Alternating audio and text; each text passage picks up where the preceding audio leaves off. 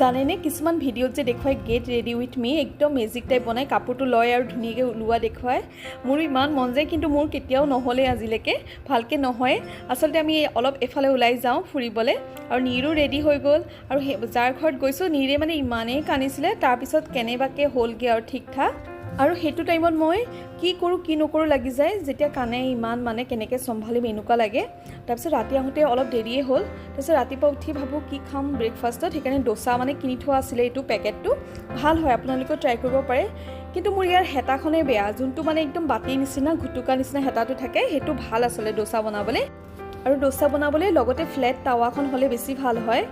তথাপিতো হৈ গ'ল আৰু তেনেকৈ বনালোঁ আৰু আলু তাৰ ভিতৰত ভৰাবলৈ সেইটো আলু ষ্টাফিংটো বনাইছোঁ একো নাই মানে চবেই জানেই বনাব যেনেকৈ আলু ভাজি বনাওঁ তেনেকুৱাই আৰু ৰাতি মই বনাই থোৱা চাম্বাৰ আছিলে একেলগে দি দিলোঁ আৰু মোৰ এই ডোচাৰ প্লেট ৰেডি হৈ গ'ল ঠিক আছে আজিলৈ আহিছোঁ বাই